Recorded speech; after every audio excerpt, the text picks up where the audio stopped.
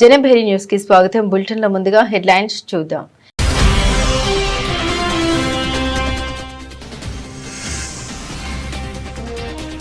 AP high court జడ్జిగా justice Lisa Gill ప్రమాణ స్వీకారం.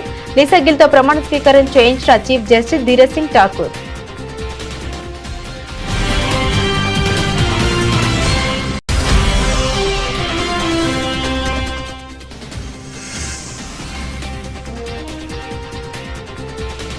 పదో తరగతి పరీక్షలకు అన్ని ఏర్పాట్లు పూర్తి స్పష్టం చేసిన జిల్లా కలెక్టర్ లక్ష్మీషా.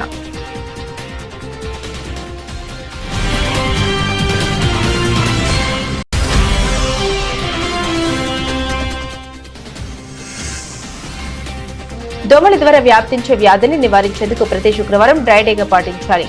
ప్రజలకు సూచించిన విజయవాడ నగరపాలక సంస్థ బయాలజిస్ట్ వి కామేశ్వరరావు.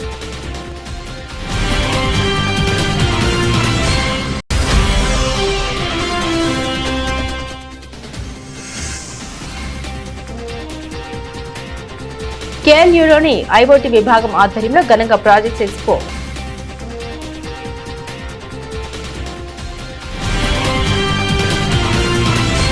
ఆంధ్రప్రదేశ్ హైకోర్టు న్యాయమూర్తిగా జస్టిస్ లీసా గిల్ ప్రమాణ స్వీకారం చేశారు. హైకోర్టు ఆవరణంలో జరిగిన ఈ ప్రత్యేక కార్యక్రమంలో ప్రధాన న్యాయమూర్తి జస్టిస్ ధీరజ్ సింగ్ ఠాకూర్ ఆమెతో ప్రమాణం చేయించారు. సుప్రీంకోర్టు కొలిజియం సిఫార్సుల మేరకు పంజాబ్, హర్యానా రాష్ట్రాల ఉమ్మడి హైకోర్టు నుండి జస్టిస్ లీసా గిల్ ఏపీ హైకోర్టుకు బదిలీపై వచ్చారు. కేంద్ర న్యాయశాఖ ఉత్తర్వుల మేరకు నేడు ఆమె బాధ్యతలు స్వీకరించారు. ఈ కార్యక్రమానికి హైకోర్టు న్యాయమూర్తులు, రిజిస్టర్ జనరల్ బార్ అసోసియేషన్ ప్రతినిధులు, పలువురు సీనియర్ న్యాయవాదులు తదితరులు హాజరయ్యారు. ఏపీ హైకోర్టులో మొత్తం 37 మంది న్యాయమూర్తులు నియామకానికి ఆమోదం ఉండగా ప్రస్తుతం 33 మంది ఉన్నారు. జస్టిస్ లీసా గిల్ రాకతో ఈ సంఖ్య 34కు పెరిగింది. నమస్తే my Lord's.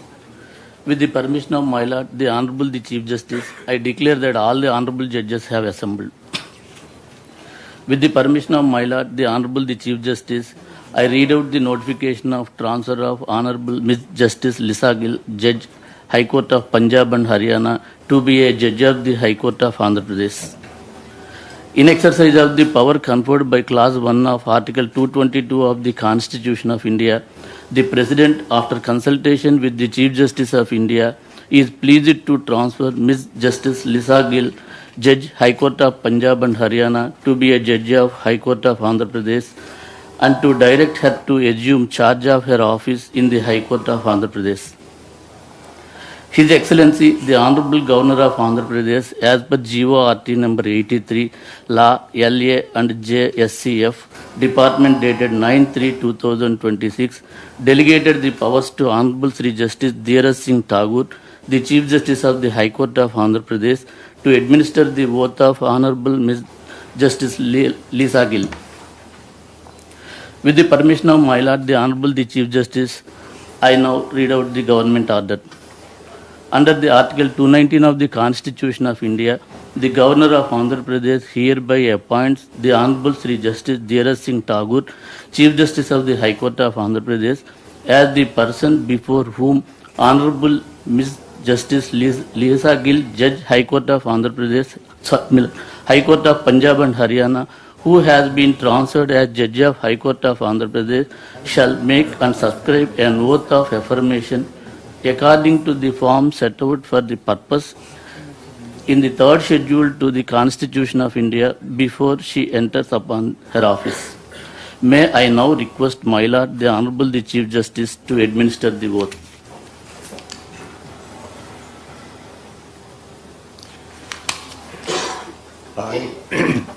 I, Lisa Gill, having been appointed a judge of the High Court of Andhra Pradesh, having been appointed a judge of the High Court of Andhra Pradesh, do swear in the name of God do swear in the name of God that I will bear true faith and allegiance to the Constitution of India as by law established, that I will bear true faith and allegiance to the Constitution of India as by law established, that I will uphold the sovereignty and integrity of India, that I will uphold the sovereignty and integrity of India, that I will duly and faithfully and to the best of my ability, knowledge and judgment that I will duly and faithfully and to the best of my ability, knowledge and judgment perform the duties of my office without fear or favor, affection or ill will, perform the duties of my office without fear or favor, affection or ill will, and that I will uphold the Constitution and the laws.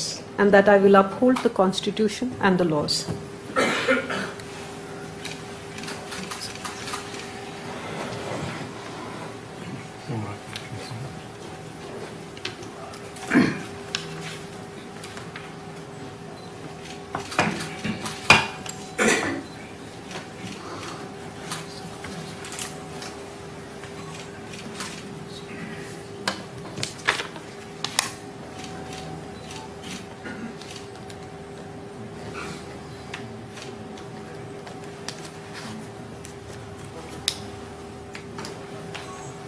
With the permission of my Lord, the Honorable the Chief Justice, I declare that the swearing in ceremony is concluded.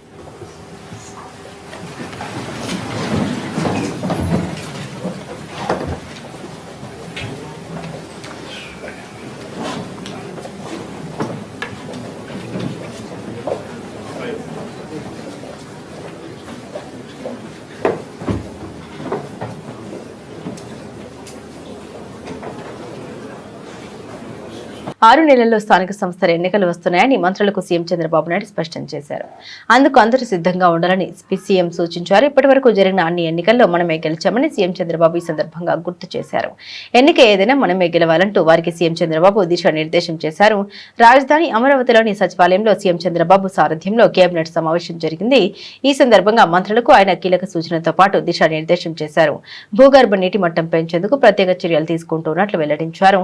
అందుకోసం April 1వ తేదీ నుండి 90 రోజుల పాటు జలధార కార్యక్రమం చేపడుతున్నట్టు తెలిపారు. 10వ తరగతి పరీక్షలకు అన్ని ఏర్పాట్లు పూర్తి అయ్యాయని జిల్లా కలెక్టర్ లక్ష్మీష స్పష్టం చేశారు. ఈ ఏడాది విద్యార్థుల ఉత్తీర్ణత శాతాన్ని పెంచే లక్ష్యంతో పనిచేశామని తెలిపారు. ప్రభుత్వం ప్రవేశపెట్టిన 100 డేస్ యాక్షన్ ప్లాన్ విజయవంతంగా పూర్తయిందన్నారు. 10వ తరగతి పరీక్షలు మార్చి 16 నుండి ఏప్రిల్ 1 వరకు జరుగుతాయన్నారు. జిల్లా వ్యాప్తంగా మొత్తం 27,360 మంది విద్యార్థులు పరీక్షలకు హాజరు కానున్నారని తెలిపారు. పరీక్షల నిర్వహణ కోసం జిల్లాలో 149 కేంద్రాలను గుర్తించి అక్కడ మౌలిక సదుపాయాలను కల్పించామని తెలిపారు. సుమారు 1600 మంది ఇన్విజిలేటర్లు, 300 మంది చీఫ్ సూపరింటెండెంట్లు మరియు ఇన్వెస్టిగేటింగ్ ఆఫీసర్లను పనిచేస్తారన్నారు. దోమల ద్వారా వ్యాప్తించే వ్యాధులను నివారించేందుకు ప్రతి శుక్రవారం డ్రై డేగా పాటించాలని విజయవాడ నగరపాలక సంస్థ బయాలజిస్ట్ వి కామేశ్వరరావు ప్రజలకు సూచించారు. కమిషనర్ ధ్యానచంద్ర ఆదేశాల మేరకు కృష్ణలంక ప్రాంతంలో వీఎంసీ సిబ్బంది డ్రైడే కార్యక్రమం నిర్వహించి ఇళ్ల పరిసరాల్లో నీరు నిల్వ ఉండకుండా చూడాలని అవగాహన కల్పించారు. కూలర్లు, పూల కుండీలు, ఖాళీ డబ్బాలు, పాత టైర్లలో నీరు నిల్వకుండా జాగ్రత్తలు తీసుకోవాలని సూచించారు. ఈ కార్యక్రమంలో శానిటరీ, మలేరియా సిబ్బంది, హెల్త్ అసిస్టెంట్లు, ఆశా వర్కర్లు పాల్గొన్నారు.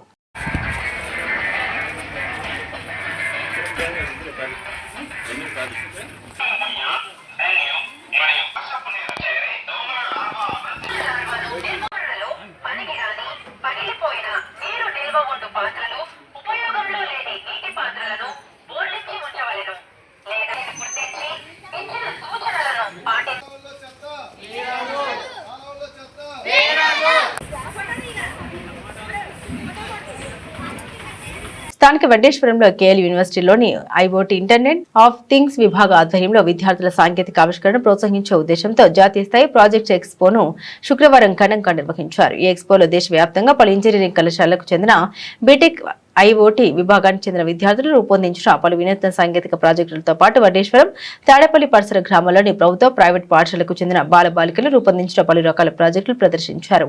ఈ ప్రాజెక్ట్ ఎక్స్పోకు విద్యార్థుల నుండి విశేష స్పందన లభించింది. My name is Sushma and she is my friend Mounika. మేము ఈ ప్రాజెక్ట్ చేసాము.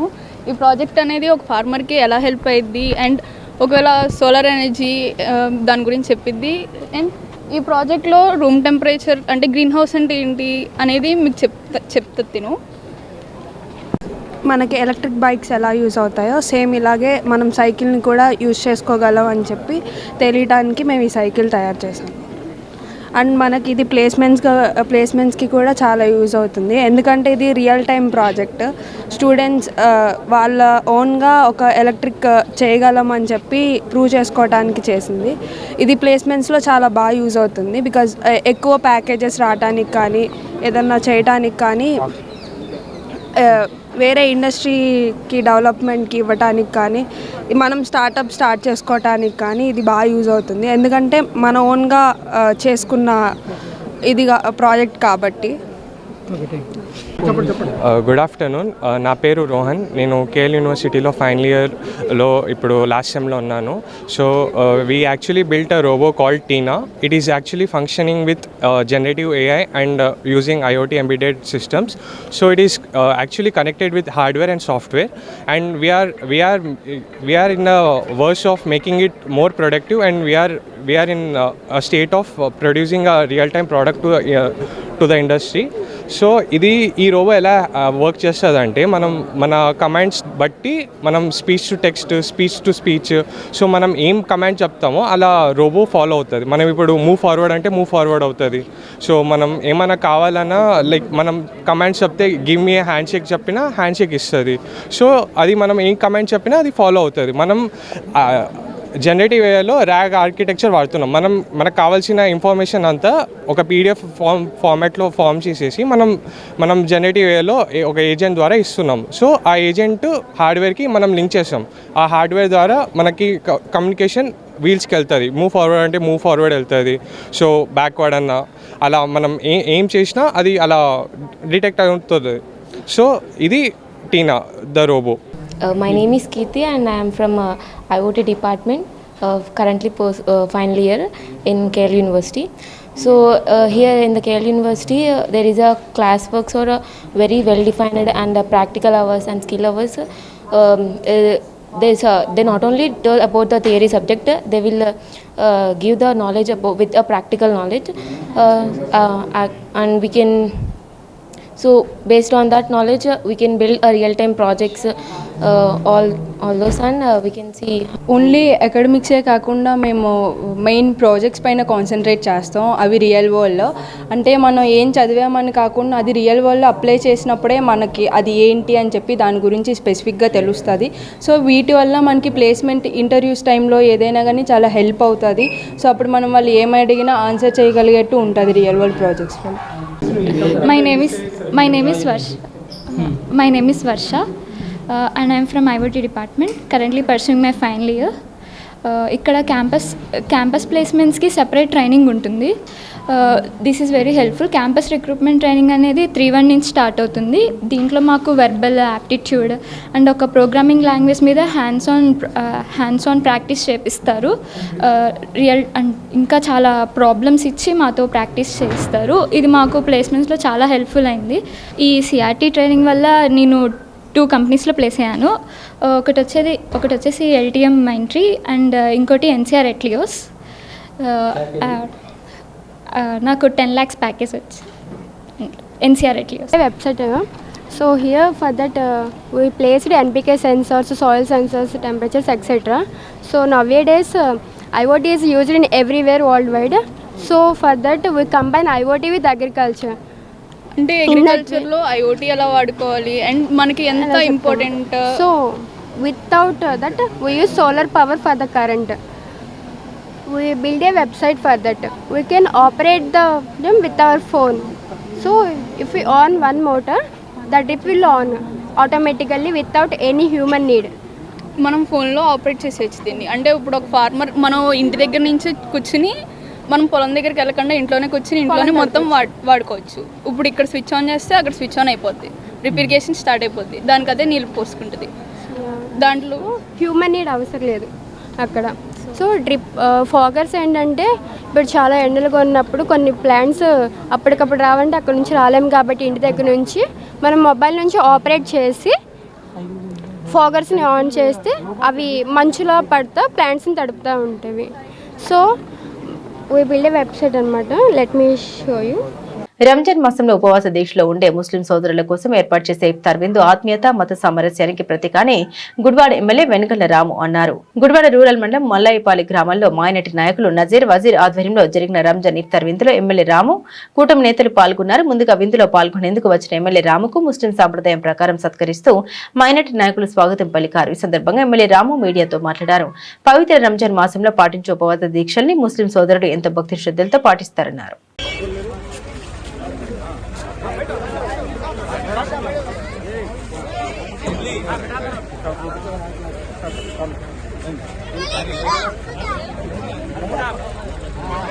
ربنا ظلمنا انفسنا وان لم تغفر لنا وترحمنا لنكونن من الخاسرين.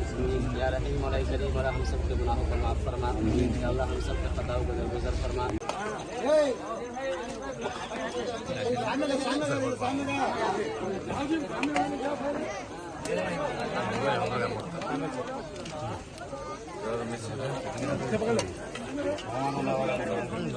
విపత్తులపై ప్రజలు విస్తృత అవగాహన కలిగి ఉండడం అత్యంత అవసరమని జిల్లా కలెక్టర్ డాక్టర్ జి లక్ష్మీష తెలిపారు. ముందస్తు సిద్ధత, అప్రమత్తతతో ప్రాణ నష్టం, ఆస్తి నష్టాన్ని గణనీయంగా తగ్గించవచ్చని తెలిపారు. కలెక్టరేట్ ప్రాంగణంలో జిల్లా అధికార యంత్రాంగం, విపత్తు స్పందన, అగ్నిమాపక శాఖ, ఎన్డీఆర్ఎఫ్ సంయుక్త ఆధ్వర్యంలో ఫెమిలియరైజేషన్ ఎక్సర్సైజ్ ఫార్మెక్స్ 2026లో భాగంగా మాక్ డ్రిల్ నిర్వహించారు. ఈ సందర్భంగా భవనాల్లో అగ్ని ప్రమాదాలు సంభవించినప్పుడు ప్రజలను కాపాడే విధానంతో పాటు ఫైర్ డెమో, వాటర్ డెమో నిర్వహించారు. అగ్ని ప్రమాదాల సమయంలో ప్రాణాస్తి నష్టాన్ని తగ్గించేందుకు అందుబాటులోకి వచ్చిన అధునాతన పరికరాలు, ఫైర్ బాల్ పనితీరు, ఏబీసీ పౌడర్ ఆధారిత అగ్నిమాపక పరికరాలు, కమ్యూనికేషన్ ఎక్విప్మెంట్ల పనితీరును ప్రదర్శించారు. ఎన్డీఆర్ఎఫ్ అలాగే ఫైర్ డిపార్ట్మెంట్ అలాగే డిస్ట్రిక్ట్ అడ్మినిస్ట్రేషన్ ఒక ఫార్మలైజేషన్ ఎక్సర్సైజ్ ఫార్మెక్స్ అని చేయడం జరుగుతూ ఉంది. ఇది నేషనల్ డిజాస్టర్ రెస్పాన్స్ అథారిటీ నుంచి కూడా ఎన్డీఆర్ఎఫ్ నుంచి కూడా ఈ డైరెక్షన్స్ ఉన్నాయి. ఇది ముఖ్య ఉద్దేశం ఏంటంటే మీకు అందరికీ తెలుసు, సమ్మర్ వస్తూ ఉంది.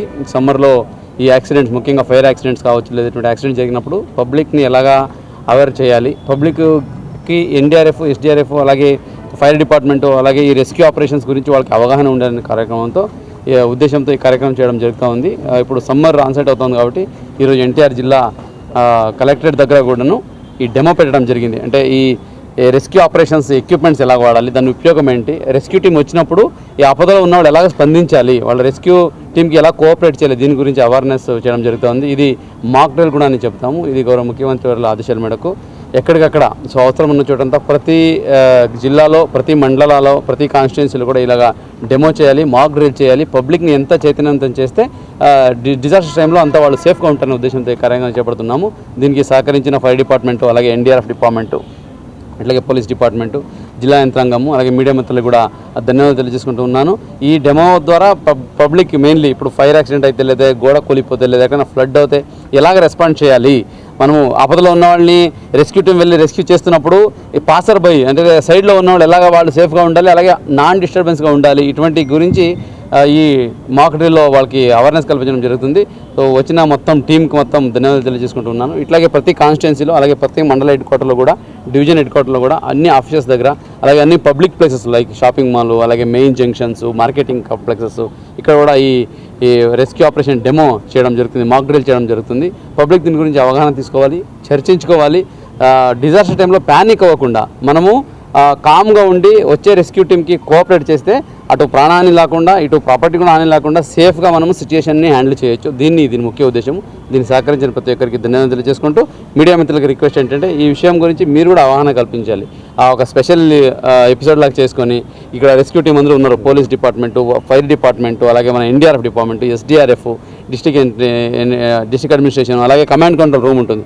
ఇవన్నీ చాలా ఇంపార్టెంట్. అవన్నీ నార్మల్ టైంలో పెద్దగా కనిపించదు, కానీ డిజాస్టర్ టైంలో అవి తప్ప ఇంకెవరు ఉండరు అక్కడ చేయడానికి. కాబట్టి అటువంటి వాళ్ళ గురించి మనం ఎంత పబ్లిక్ అవేర్నెస్ కల్పిస్తే అంత పబ్లిక్ సేఫ్గా ఉంటారని సందర్భంగా తెలియజేసుకుంటాం. రాజధాని ప్రాంతంలో అత్యంత కీలకమైన సీడ్ యాక్సిస్ రహదారి పనులను యుద్ధ ప్రాతిపాదికన పూర్తి చేయాలని రాష్ట్ర పురపాలక శాఖ మంత్రి నారాయణ అధికారులను ఆదేశించారు. శుక్రవారం ఆయన ఉండవల్లి సమీపంలోని బంకింగ్ హామ్ కెనాల్ పై నిర్మిస్తున్న స్టీల్ బ్రిడ్జ్ పనులను క్షేత్రస్థాయిలో పరిశీలించారు. ఈ సందర్భంగా మంత్రి మాట్లాడారు.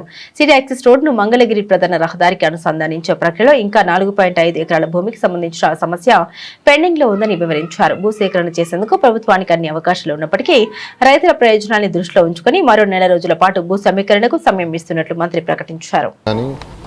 లేఅవుట్స్ కానీ లేదా ఐకానిక్ బిల్డింగ్స్ కానీ అధికారుల బౌలాన్ని కానీ ఎంతో వేగవంతంగా వర్క్ జరుగుతున్నాయి. అయితే ఏదైతే సీడ్ యాక్సిస్ రోడ్డు మంగళగిరి రోడ్డుపైకి యాక్చువల్గా పోయేటట్టుగా స్టీల్ బ్రిడ్జ్ ప్లాన్ చేసాము, బకింగ్హామ్ కెనాల్ పైన ఏదైతే స్టీల్ బ్రిడ్జ్ చేసామో అది ఎంతో వేగవంతంగా జరుగుతుంది. అధికారులు అయితే ఈ మంత్ ఎండింగ్కి యాక్చువల్గా దాన్ని ఇచ్చేస్తాం, ఈ మంత్ ఎండింగ్కి యాక్చువల్గా పూర్తి అయిపోతుంది అన్నారు. ఫస్ట్ వీక్లో దీన్ని యూటిలైజ్ చేయొచ్చు అన్నారు. అదేవిధంగా ఈ బకింగ్హామ్ కెనాల్ ముందు యాక్చువల్గా అక్కడ 2 కెనాల్స్ ఉన్నాయి. ఒకటి గుంటూరు ఛానల్, కొండవీటి వాగు. ఆ రెండింటి మీద 240 మీటర్ల లెంత్లో ఒక బ్రిడ్జ్, స్టీల్ బ్రిడ్జ్ జరుగుతుంది. అది కూడా వర్క్ జరుగుతుంది. అది కూడా నెక్స్ట్ మంత్లో వాళ్ళు కంప్లీట్ చేస్తూ ఉన్నారు. ఈ 2 అయిపోతే సీడ్ యాక్సిస్ రోడ్ ఏదైతే ఉందో అది డైరెక్ట్గా మంగళగిరి రోడ్డు మీకు ఎక్కుతుంది. అయితే ఈ సీడ్ యాక్సిస్ రోడ్ ఫ్యూచర్లో నేషనల్ హైవే ఏదైతే ఉందో నేషనల్ హైవే తోటిగా ప్లాన్ చేసామో దాన్ని కూడా వర్క్ టేకప్ చేశారు. ఈ విధంగా అమరావతి క్యాపిటల్ సిటీలో ఏదైతే ఈ క్యాపిటల్ సిటీలో పోవడానికి ఈరోజు బండ్ రోడ్ని యాక్చువల్గా యూటిలైజ్ చేస్తున్నాం. ఈ బ్రిడ్జ్ కానీ పూర్తి అయిపోతే, ఈ 2 బ్రిడ్జిలు పూర్తి అయిపోతే ఇంకా బండ్ రోడ్డు మీద పోవాల్సిన అవసరం ఉండదు. బండ్ రోడ్డు కూడా యాక్చువల్గా టేకప్ చేసి అది కూడా యాక్చువల్గా టెండర్ అయిపోయింది. దాన్ని కూడా యాక్చువల్గా వీలైన తొందరలో దాన్ని కూడా అలాట్ చేసి బండ్ రోడ్డు కూడా టేకప్ చేయడం జరుగుతుంది. ఈ విధంగా అమరావతి క్యాపిటల్ సిటీలో ఏదైతే అధికారుల కోసం 4026 హౌసెస్ కడుతున్నాం అవి ఎంతో వేగవంతంగా జరుగుతున్నాయి. ఎమ్మెల్యేలు, ఎమ్మెల్సీలు, ఐఏఎస్ ఆఫీసర్లు అయితే ఆల్మోస్ట్ అయిపోయింది. కబోర్డ్స్ బిగిస్తున్నారు. అదేవిధంగా విల్లాస్ వర్క్ కూడా ఎంతో వేగంగా జరుగుతుంది. అదేవిధంగా గ్రూప్ 1, గ్రూప్ 2, అదేవిధంగా గ్రూప్ D ఆఫీసర్లు కూడా కబోర్డ్లు, డోర్స్ బిగిస్తున్నారు. ఇవన్నీ వీలైనంతకు ఈ మంత్ నెక్స్ట్ మంత్లో కంప్లీట్ చేసి నెక్స్ట్ మంత్ ఎండింగ్కి అధికారులకు యాక్చువల్గా దాన్ని హ్యాండ్ ఓవర్ చేయడం జరుగుతుంది. ఈ విధంగా అమరావతి క్యాపిటల్ సిటీలో అదేవిధంగా ల్యాండ్స్ ఎవరైతే రిజిస్టర్ చేసుకోవాలో వాళ్ళందరికీ కూడా అధికారులు ఫోన్లు చేసి యాక్చువల్గా పిలిపించి రిజిస్ట్రేషన్ చేస్తున్నారు. మిగిలిపోయిన వాళ్ళకి ప్లాట్ అలాట్మెంట్ కూడా ప్లాట్లు నిన్న కూడా ప్లాట్లు అలాట్ చేశారు. ఆ విధంగా ప్రతి 15 రోజులకు ఒక రోజు ఎవరికన్నా ప్లాట్లు ఇవ్వాల్సి అలాట్ చేస్తున్నారు. అన్నిటికంటే ముఖ్యమైనది ఏంటంటే ల్యాండ్ అక్విజిషన్. ఎవరైతే ఇంకా కొందరు ఇవ్వటానికి ఇష్టపడలేదు వాళ్ళందరినీ కూడా ల్యాండ్ పూలింగ్ రామని ఈరోజు కూడా రిక్వెస్ట్ చేస్తున్నాం. అయితే సమయం మించిపోతుంది కాబట్టి అంటే ఇంకా రోడ్స్ వర్క్ జరుగుతుంది, ఇబ్బంది పడతామని ల్యాండ్ అక్విజిషన్ పెట్టాము. ఈ నెల 9వ తేదీకి 60 రోజులు పూర్తయింది. మరొక 30 రోజులు సమయం ఉంది. ఈ 30 రోజుల్లో ఉన్న ప్రాసెస్ అధికారులు కంప్లీట్ చేస్తారు. సీడ్ యాక్సెస్ మీద ఈ యాక్సెస్ రావడానికి మరొక 4.5 ఎకరా పెండింగ్ ఉంది.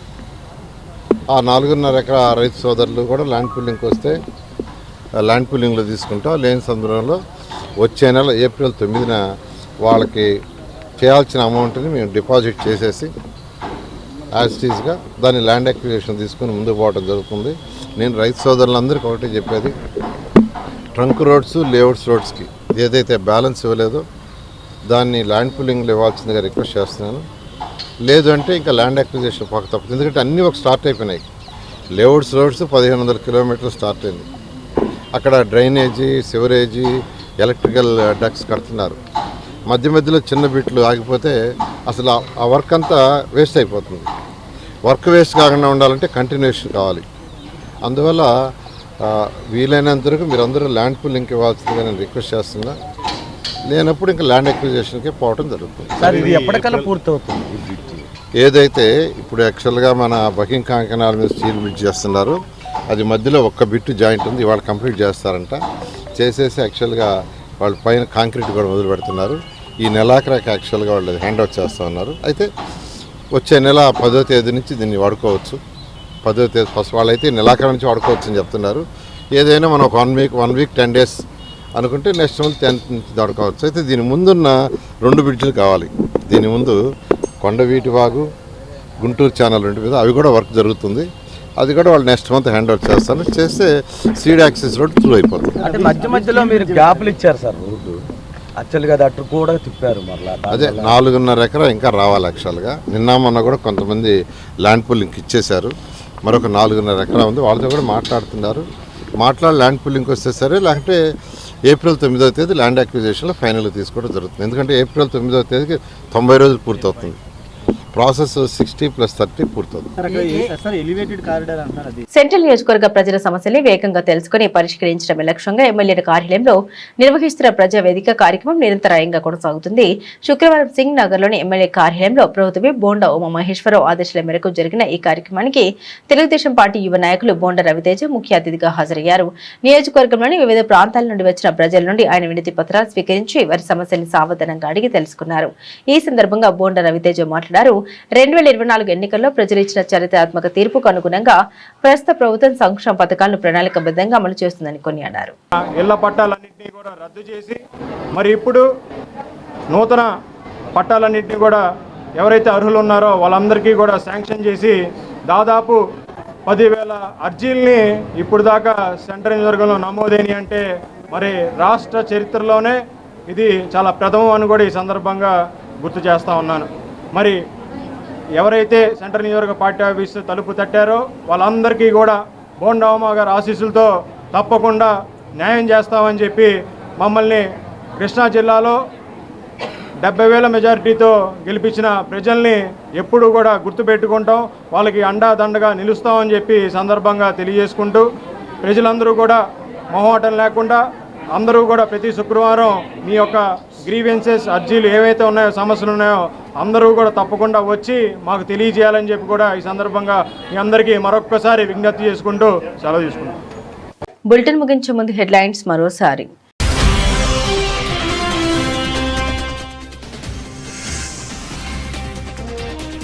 ఏపీ హైకోర్టు జడ్జిగా జస్టిస్ లీసా గిల్ ప్రమాణ స్వీకారం.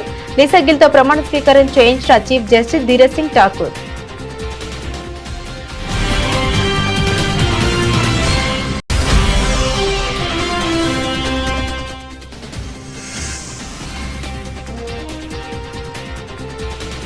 పదో తరగతి పరీక్షలకు అన్ని ఏర్పాట్లు పూర్తి స్పష్టం చేసిన జిల్లా కలెక్టర్ లక్ష్మీషా.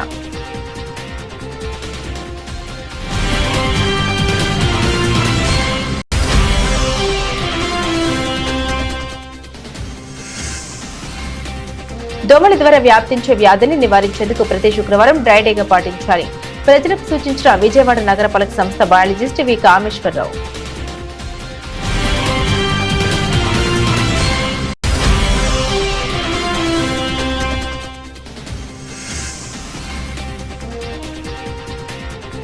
కేఎల్యూలోని ఐఓటీ విభాగం ఆధ్వర్యంలో ఘనంగా ప్రాజెక్ట్స్ ఎక్స్పో.